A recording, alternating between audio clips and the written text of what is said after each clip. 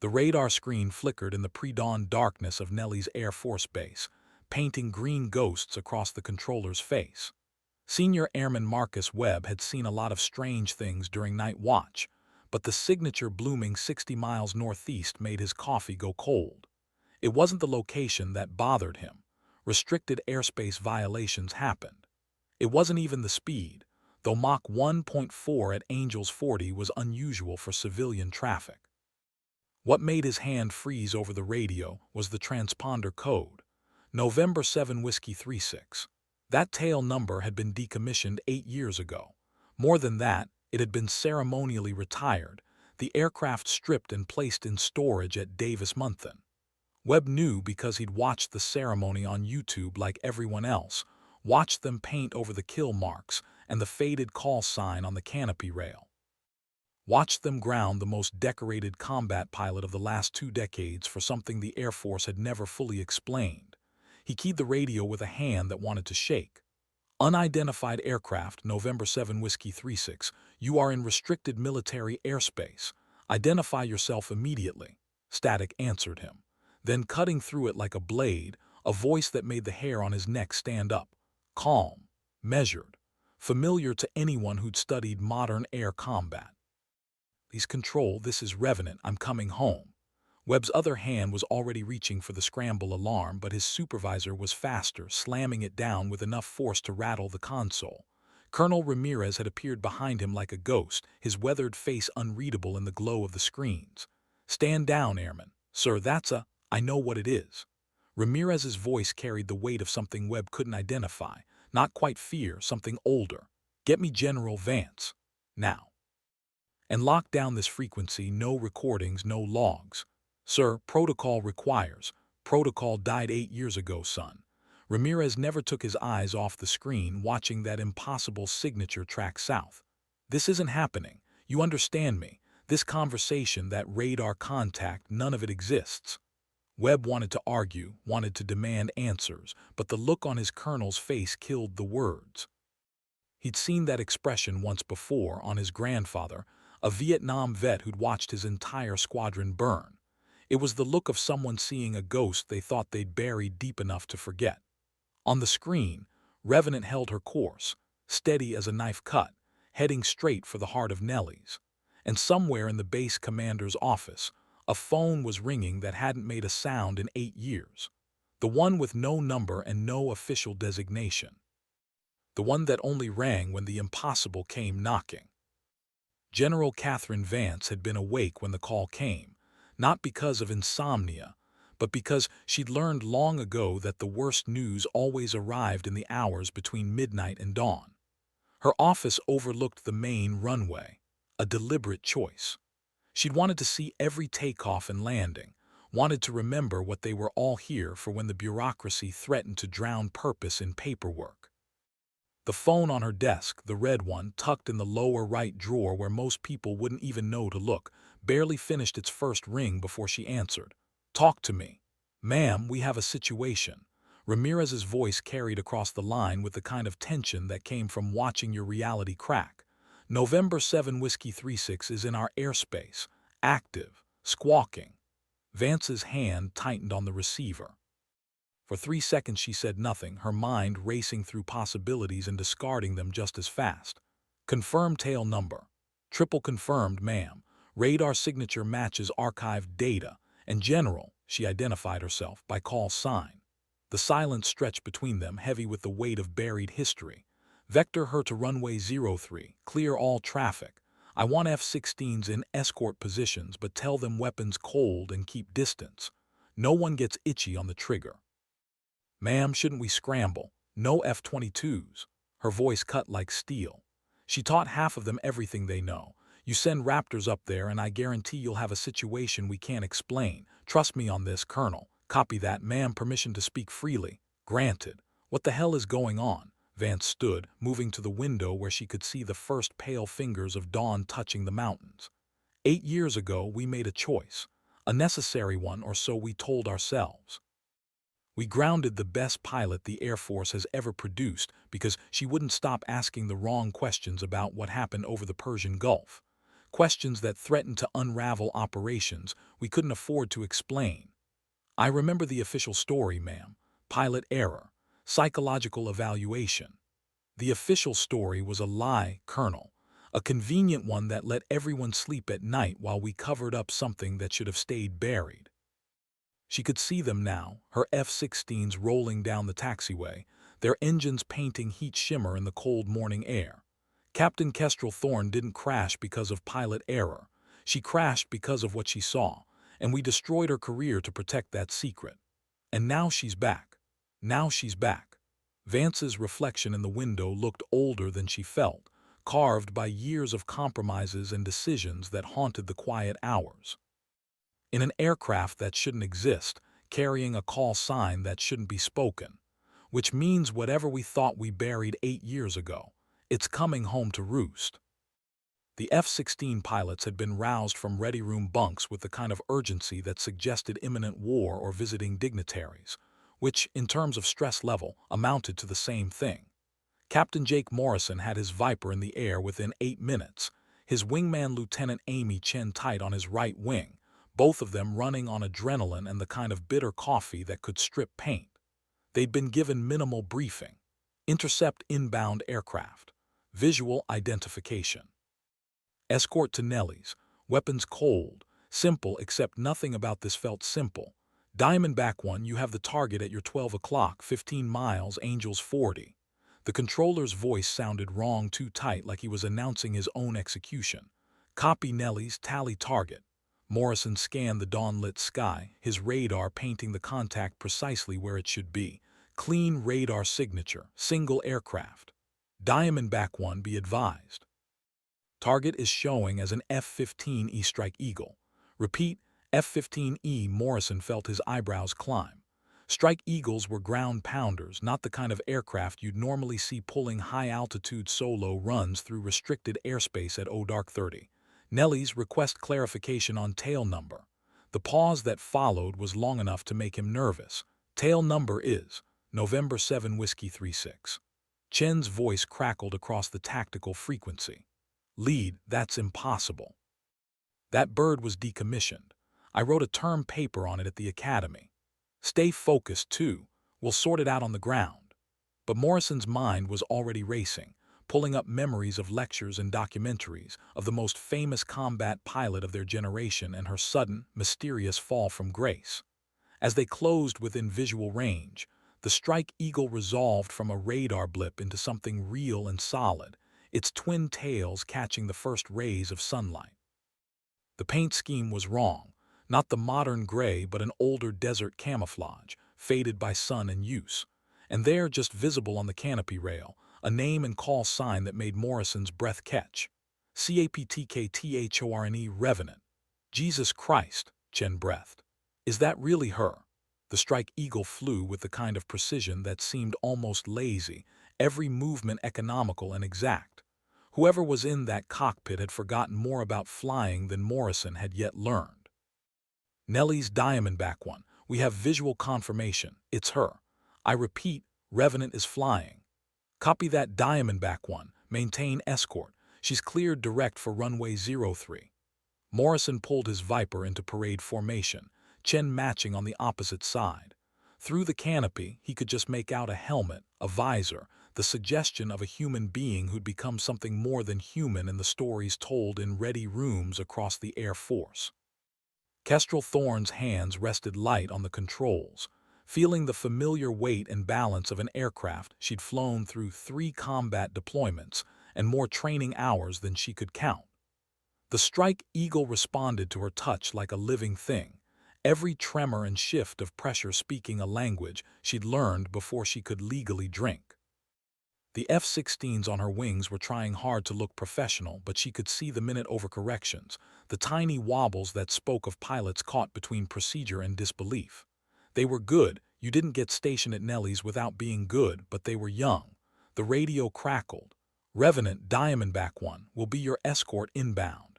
Nellie's has you cleared straight in, runway 03. Copy. Diamondback 1, appreciate the hospitality. Her voice came out steady, which was a victory of its own. 8 years since she'd spoken those words, since she'd heard her call sign on military frequencies instead of whispered like a curse or a cautionary tale. 8 years since they'd grounded her, stripped her wings, and told her the Air Force had no place for pilots who saw things that weren't there. The lie had been elegant in its simplicity. Captain Thorne experienced a psychological episode during a combat mission over the Persian Gulf. Her allegations of unknown aircraft and unexplained phenomena were investigated thoroughly and found to be inconsistent with radar data and witness testimony. For her own safety and the safety of her crew, she has been permanently removed from flight status pending further evaluation. They'd buried the truth under classified stamps and non-disclosure agreements, under layers of plausible deniability that protected careers and budgets and operations that couldn't survive daylight. And she'd spent 8 years in the civilian world, flying cargo planes and corporate jets, trying to forget the feeling of something impossible sharing her sky. Until 3 days ago, when her phone had rung at 2 in the morning. The voice on the other end had been distorted, mechanical, but the message had been crystal clear. They're coming back. You're the only one who can stop them. Your aircraft is waiting at coordinates I'm sending now. She'd thought it was a joke, or a test, or maybe evidence that the psychological break they'd accused her of had finally arrived. But the coordinates had led her to a hangar in the Nevada desert, abandoned except for one thing: her Strike Eagle, maintained and fueled and waiting. Like someone had known she'd need it. Like someone had been planning this for a very long time. Nellie's was visible now, the sprawling base spreading across the valley floor, familiar and strange at once. The wheels touched down with barely a chirp of rubber on concrete, a landing so smooth it seemed to mock the tension crackling through the base. Kestrel taxied exactly where she was directed, following the marshal's signals to a remote hardstand far from the main flight line, where a ring of security vehicles was already waiting like wolves around a kill. She ran through the shutdown procedures with the automatic precision of someone who'd done it 1,000 times, feeling each switch click under her fingers like the closing of a chapter. The canopy rose with a hydraulic hiss, letting in the Nevada morning, hot already despite the early hour, scented with jet fuel and desert dust, and the particular smell of military aviation that never quite left your uniform. She pulled off her helmet, felt her hair fall loose around her shoulders, longer than regulations allowed. But then, she wasn't in the regulations anymore. The security team approached with weapons not quite pointed but definitely present, their body language screaming threat assessment and uncertainty. She made no sudden moves, just stood in the cockpit and waited for whoever was in charge to make the first decision. General Vance appeared through the cordon like Moses parting the Red Sea, her uniform crisp despite the hour, her face carved from stone and bad choices. They'd met before, though not often. Vance had been a colonel then, running operations at a different base, and Kestrel had been an up-and-coming captain with 3 confirmed kills and a growing reputation. Captain Thorne. The rank hung in the air between them, technically incorrect. Kestrel had been stripped of her commission along with her wings, but loaded with implications. General. Kestrel climbed down from the cockpit, her flight suit still bearing the patches she'd never been allowed to wear again officially. The security team shifted, nervous. "I'd ask how you got that aircraft," Vance said quietly, "but I suspect the answer is classified above my pay grade, which is saying something. I got a phone call, and coordinates, and an invitation I couldn't refuse. From whom? I was hoping you could tell me." They stood in the growing heat, 2 women who'd both been ground down by a system that demanded impossible choices. "You need to come with me," Vance finally said. "There are people who need to hear what you have to say, and there are things you need to see. About the Persian Gulf, about why we grounded you, about why we lied." Vance's voice dropped even lower. "And about why, in the last 72 hours, every radar installation from here to the Pacific has been picking up signatures that match exactly what you reported 8 years ago. Signatures that aren't supposed to exist." Kestrel felt something cold settle in her stomach. "They're back. They never left, Captain. We just stopped admitting they were there." The briefing room was buried 3 floors beneath the base operations center, the kind of place that didn't officially exist, and where conversations happened that would never appear in any record. Kestrel sat alone at a conference table designed to hold 20, surrounded by walls covered in screens that showed radar plots and satellite imagery and gun camera footage that made her hands tighten into fists. She recognized some of it. Her footage. From that night 8 years ago. Vance returned with coffee that tasted like punishment and a folder stamped with so many classification markings it might as well have been radioactive. She set both in front of Kestrel without ceremony. Before we begin, I need you to understand something. What I'm about to show you has been kept secret for reasons that seemed valid at the time. I'm violating about 40 different regulations even letting you in this room. But circumstances have changed, and you're the only pilot who's encountered them and survived to talk about it. Them. Kestrel's voice was flat. Not weather balloons, not experimental aircraft. Them.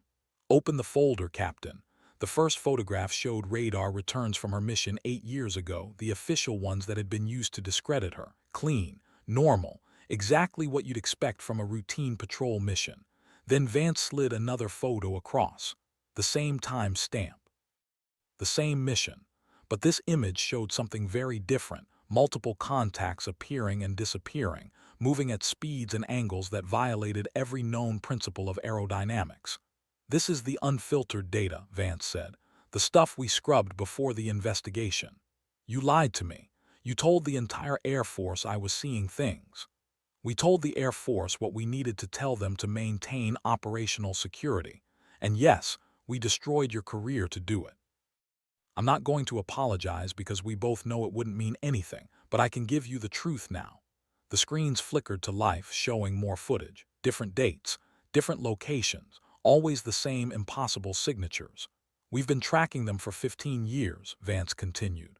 Since the first incidents during Iraqi freedom, unidentified aircraft demonstrating capabilities decades beyond our most advanced technology. They don't engage unless provoked. They don't communicate. They just watch. And 3 days ago, they stopped just watching. We have reports of aggressive intercepts, near collisions, even what might have been warning shots fired across the bow of a Navy patrol. Something's changed and we don't know what. Kestrel studied the images, her pilot's brain automatically analyzing angles and speeds and vectors. So you brought me back. We didn't bring you back, Captain. Someone else did. Someone who knew where your aircraft was stored. Someone who had access to classified maintenance facilities and fuel supplies. Someone who wanted you in the air again. Why me? The answer came not from Vance, but from the man who entered the briefing room like he owned it, which technically he did. Dr. James Harlow carried himself with the particular arrogance of someone who'd spent too long being the smartest person in every room. His gray hair swept back in a style 20 years out of date. His credentials classified, but apparently impressive enough to make a general step back. "'Cause you're the only pilot who's looked them in the eye and lived to remember it," Harlow said, dropping into a chair without invitation. "And because you're the only one they've ever shown interest in." Kestrel studied him with the same careful attention she'd give enemy aircraft. "I don't remember you from 8 years ago. I was there, in the background where I prefer to be. I'm what you might call a specialist in unexplained aerial phenomena. I've been studying these incursions since before you learned to fly." "And what have you learned?" "That they're selective.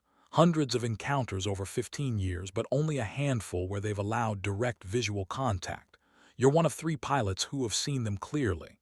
He pulled up footage on the main screen, Kestrel's gun camera from that night, enhanced and cleaned up but still showing what she remembered. The craft that had paced her Strike Eagle at 30,000 feet, close enough to see details that didn't make sense. No visible means of propulsion. No control surfaces, a shape that seemed to shift depending on the angle.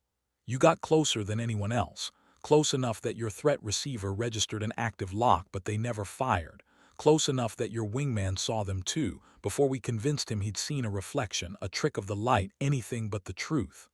"And where is my wingman now?" Kestrel's voice went cold. "Captain Bradford. He's a major now, flying a desk in the Pentagon. We took care of him. Made sure his career didn't suffer like yours did, because he was willing to forget what he saw." The implication hung in the air like smoke. She hadn't been willing to forget, and they'd punished her for it. "The phone call I received," Kestrel said slowly. "The one that led me to my aircraft. That was you." Harlow smiled, and there was nothing warm in it. "I represent certain interests that believe transparency might be preferable to the current policy of aggressive denial."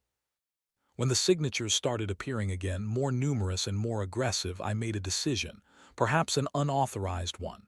"You went rogue. I prefer to think of it as changing tactics." He leaned forward. "They're coming back, Captain Thorne, in force, and whatever understanding kept them at arm's length for the last 8 years is breaking down."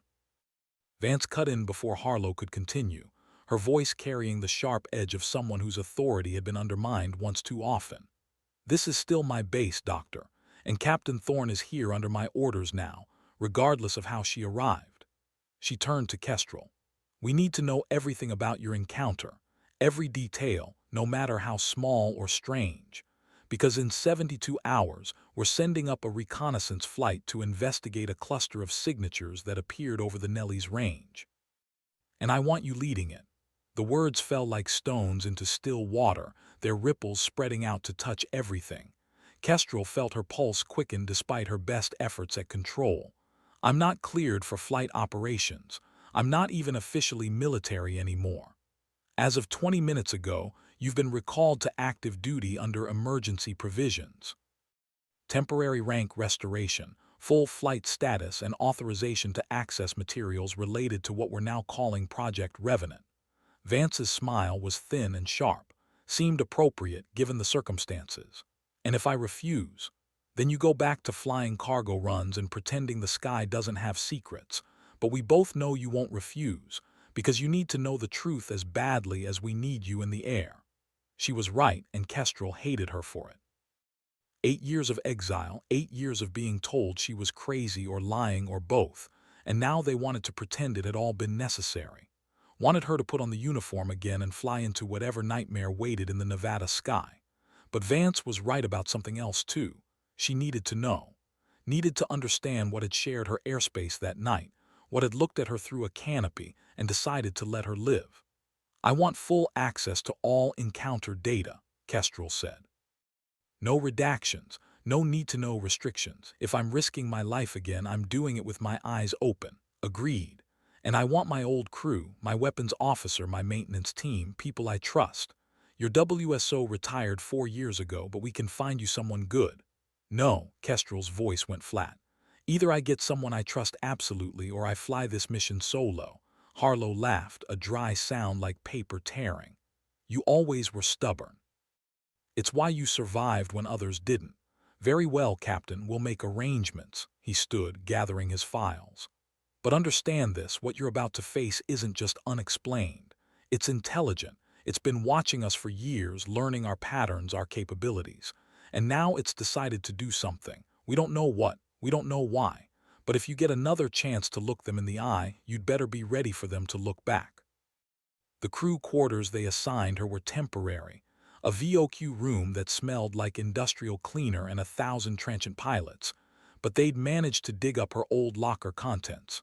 Her flight suits, her patches, her lucky coin with the goddess Kestrel on one side and her squadron insignia on the other. Someone had kept them in storage, properly sealed, as if they'd known she might return. She was examining the coin, feeling its familiar weight when the knock came. The woman who entered wore a flight suit and the rank of first lieutenant, young enough that she'd probably been in high school when Kestrel was grounded.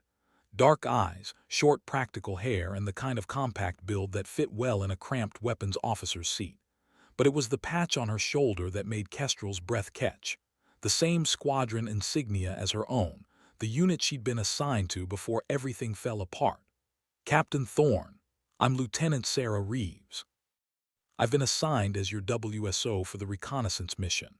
Her voice carried a nervous energy like a fighter pilot before her first combat sortie. "I didn't request a WSO, Lieutenant." "No, ma'am, but General Vance thought you might need one anyway, and I volunteered." "Why?" Reeves stepped fully into the room, closing the door behind her. "Because 3 years ago, I was a sophomore at the academy, and I had to write a paper on modern air combat. I chose to write about you. About what happened in the Persian Gulf. about how the Air Force's best pilot got grounded for reporting what she saw. That must have been a popular choice with your instructors. I got a C- and a warning that conspiracy theories weren't appropriate academic material. Reeves smiled, but there was steel underneath. But I kept digging anyway. Found inconsistencies in the official reports, gaps in the radar data, testimony that didn't quite line up. And I realized something. Either you were lying or everyone who investigated you was. And you concluded that institutions protect themselves, ma'am, that sometimes the truth gets sacrificed for operational security or political convenience, and that if even half of what you reported was real, then we're all flying blind. Kestrel studied the younger woman, seeing echoes of her own younger self, idealistic, stubborn, too smart to accept easy answers. Volunteering for this mission isn't going to help your career, Lieutenant. Associating with me is a good way to end up on the slow track to nowhere. With respect, ma'am, I didn't join the Air Force to play it safe. I joined to fly. And if there's something out there that breaks every rule we know, I want to be part of finding out what it is. They spent the next 6 hours going through briefing materials that ranged from the technical to the deeply strange. Radar plots showing impossible accelerations, 0 to Mach 5 in under 2 seconds, turns at angles that should have generated enough G-force to turn any human crew into paste. Gun camera footage of shapes that defied easy description, seeming to shift and flow like liquid metal. Testimony from dozens of pilots, all carefully buried, all describing variations of the same thing. We weren't alone up there. Reeves absorbed it all with the focus of someone working a complex math problem, taking notes in a compact hand, asking questions that cut through speculation to reach hard data. Where exactly did the signatures appear? What were the weather conditions? Any pattern to the encounters? By the third hour, Kestrel was starting to understand why Vance had assigned her this particular WSO. The kid was sharp. "What strikes me," Reeves said, pulling up a map that showed every documented encounter over 15 years, "is the location clustering. They're not random. Look, most incidents occur within 200 miles of military installations, specifically installations involved in aerospace development or testing. They're watching our technology evolve. Or they're interested in specific types of technology.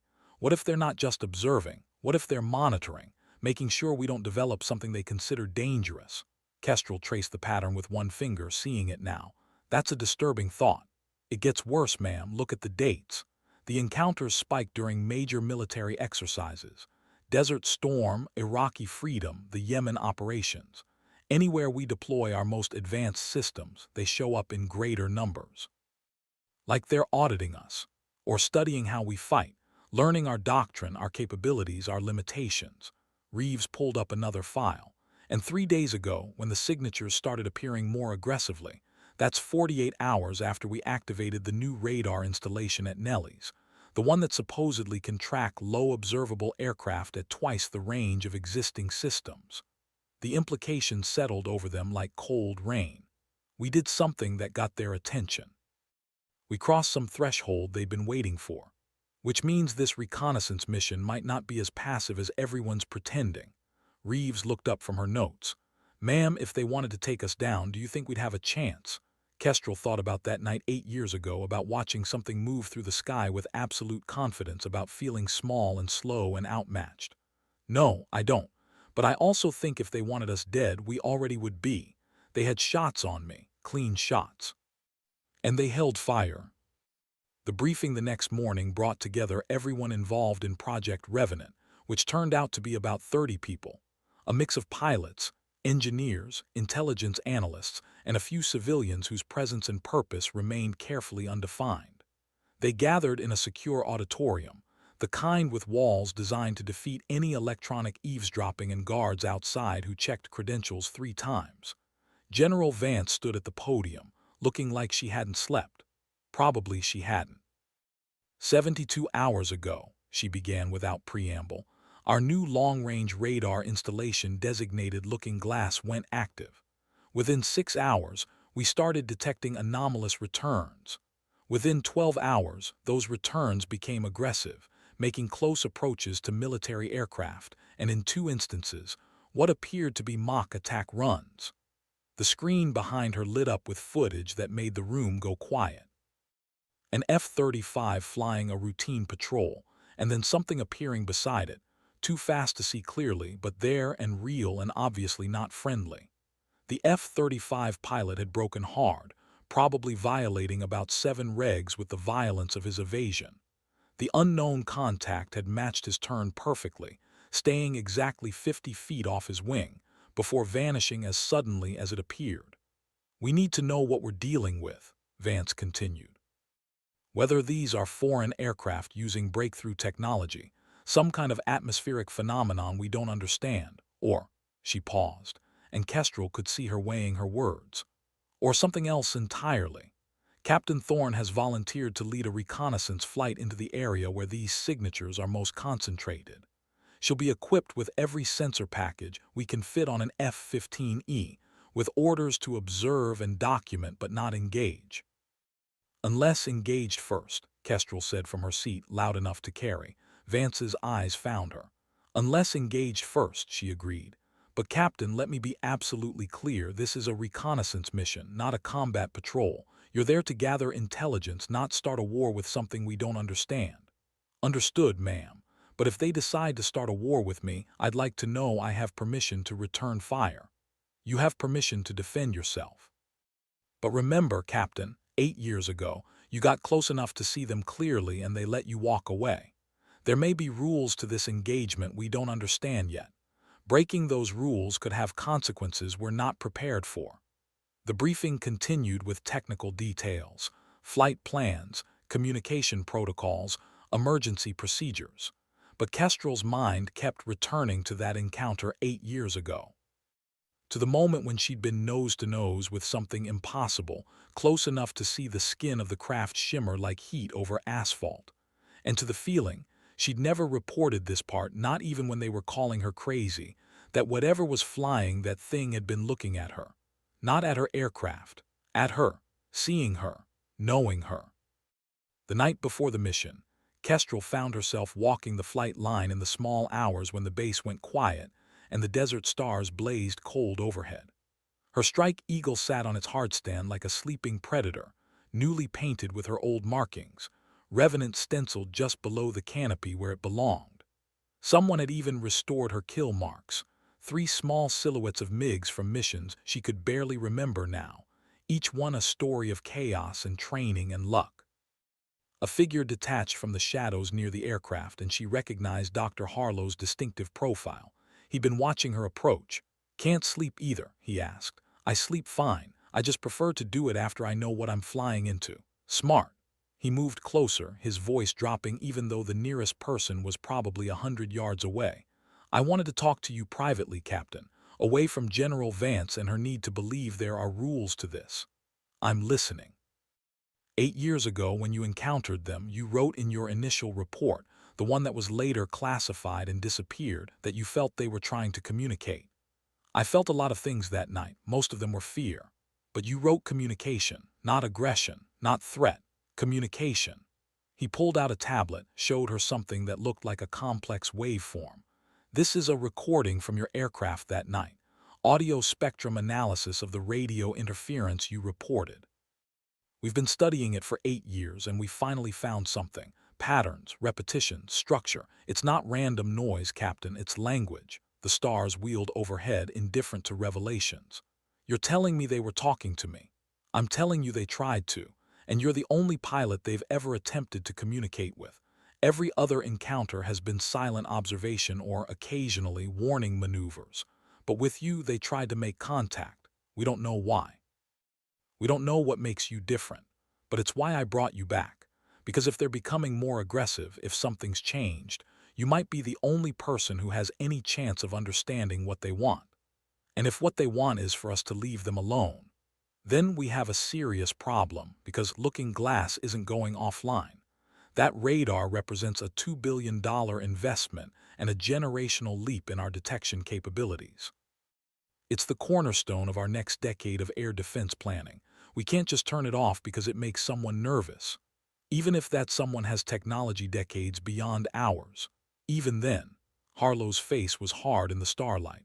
We can't let fear dictate policy, Captain. We can't let the unknown intimidate us into weakness. Whatever they are, wherever they come from, this is our sky, our world, and we don't back down.